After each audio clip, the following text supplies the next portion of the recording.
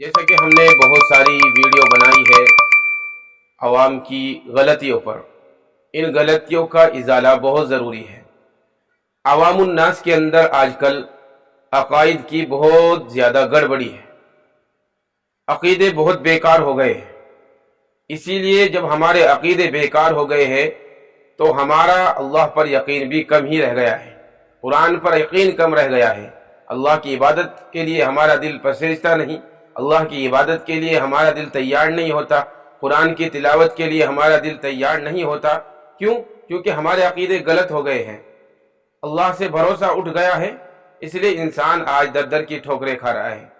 हालांकि अगर अपने कुरान की तरफ आएगा, शरीयत की तरफ आएगा, तो हमारे अकीदों की जो गलत ख्याली और गलत चीज़ें हमारे अकायद में फैली हुई है, तो हमारा इस्लाम, हमारा मजहब, हमारा कुरान उसका इजाला करता है और तमाम इंसानों को जीने का एक बेहतर तरीक़ा सिखाता है।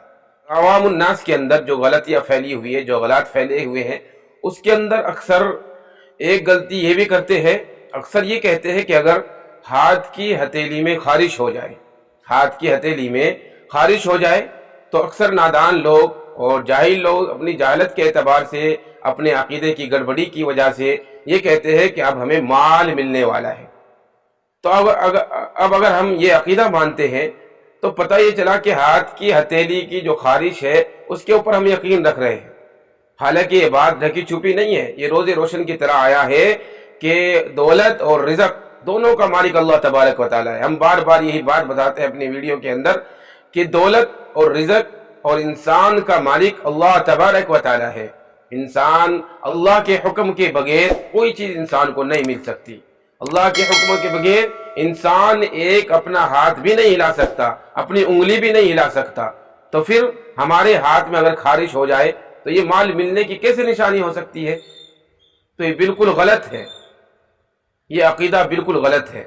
इसी तरीके से ये कहा जाता है कि अगर पाँव के तलवे में खारिश हो गई या फिर जूते पे जूता चढ़ गया तो कोई सफ़र दरपेश है।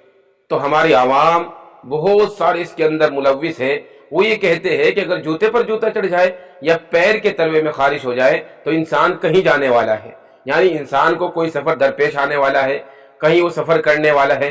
तो जब हम अपनी शरीयत पर नज़र दौड़ाते हैं तो ये भी बिल्कुल गलत चीज़ निकलती है, बिल्कुल अगलात है अवाम के।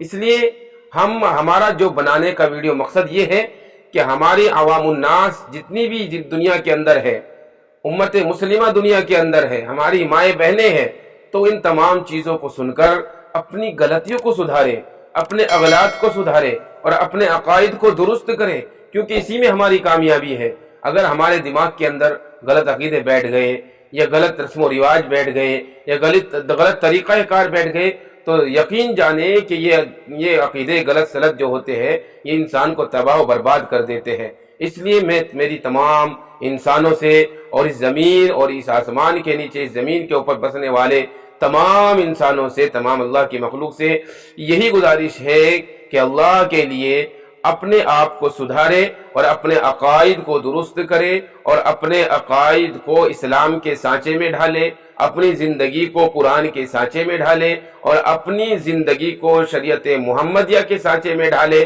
और इन तमाम चीज़ों के अंदर अपनी ज़िंदगी को ढालकर अपनी ज़िंदगी अच्छी तरह से जिए और खुशी से जिए।